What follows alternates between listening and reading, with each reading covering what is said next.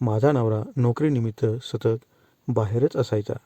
यामुळे घरची सर्व कामं मलाच पाहावी लागायची. माझ्या दोन्ही मुलांना शाळेत पाठवलं की घरातील सर्व आवरून मी शेतामध्ये यायची. शेती कामाचा मला बराच अनुभव होता. शेतातील कामाचा मला काहीही वाटत नव्हतं. पण अडचण एवढीच होती की आमच्या घरापासून शेत खूप दूर होतं. यामुळे मला शेतात जाण्यासाठी अर्धा तास लागायचा. मी शेतातील काम करत आहे हे लोकांना खूप कौतुक वाटायचं. कारण मी राहायला जरी खेडेगावात असली तरी माझं शिक्षण शहरामध्ये झालं होतं. माझ्या नवऱ्याकडे भरपूर शेती होती. शिवाय तो एका बँकेत बाहेरगावी नोकरीही करत होता. माझे सासू सासरे 2 वर्षापूर्वीच या जगातून निघून गेले होते. यामुळे सारी जबाबदारी माझ्यावरच आली होती. माझा नवरा 8 दिवस येत नसायचा. यामुळे दोन्ही मुलासोबत मी राहत होती. शेतात गेल्यावर मी बरीच कामं करत असे. पण कधीकधी मला एकटीला तिकडे खूप भीती वाटायची. काही दिवसापूर्वीच आमच्या गावातील एक शेळ्या सांभाळणारं पोरगं रोज माझ्या मागे मागे यायचं आणि दिवसभर माझ्यासमोरच आमच्या ओढ्यात शेळ्या चारायचं. शेळ्या सोडून त्याचं लक्ष माझ्याकडेच जास्त असायचं. त्याला वाटायचं माझ्याजवळ कोणीच नाही, यामुळे आपण या बाईचा दिवसभर समोरच राहावं. तो फक्त माझ्याकडे पाहायचा आणि गालातल्या गालात हसायचा. त्याच्या मनातलं गुपित मला जाणून घ्यायचं होतं. म्हणून एक दिवस मी त्याला सहजच माझ्याकडे बोलावलं. त्याला त्याच्या घरच्याविषयी मी विचारलं तर त्याचे बाबा वारले होते. आई शेतामध्ये काम करत होती आणि हा शिक्षण घ्यायच्या वयात शेळ्या सांभाळत होता. तसा दिसायला तो काटक होता, पण त्याचं लग्नाचं वय झालं होतं. कोणत्याही बायांचं त्याला खूप आकर्षण वाटत होतं. यामुळे तो दिवसभर माझ्यापासून दूर जात नसे. एक दिवस मी त्याला जेवणासाठी बोलावलं तेव्हा त्याच्या मनात बरंच काही होतं, पण तो मुद्दाम लाजल्यासारखं करत होता.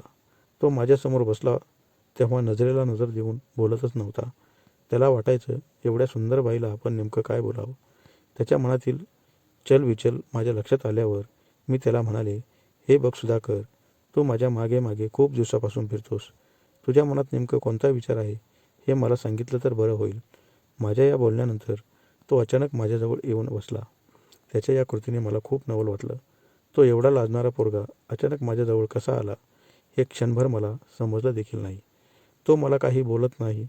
त्याने माझ्या हाताला धरलं. तो मला काहीही बोलला नाही. त्याने सरळ माझ्या हाताला धरलं आणि शेजारच्या उसामध्ये घेऊन यायला लागला.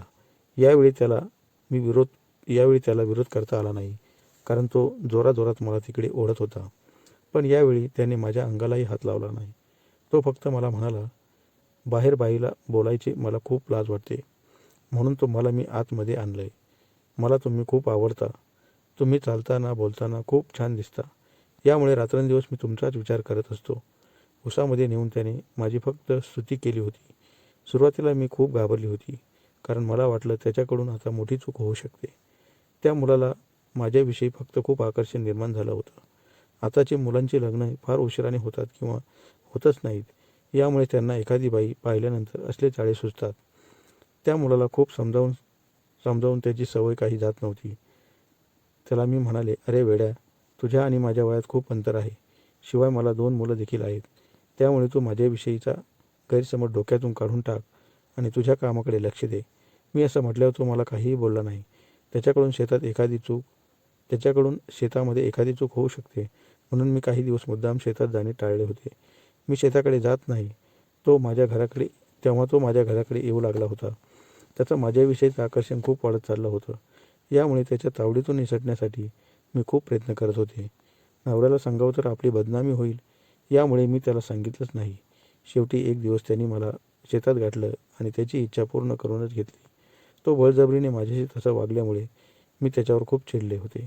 पण माझं चिडणंही त्याला काहीच वाटत नव्हतं. त्याला वाटायचं आता आपण सर्व काही मिळवलं. अशी मुलं स्वतःबरोबर इतरांच्या जीवनातही अडथळे आणत असतात.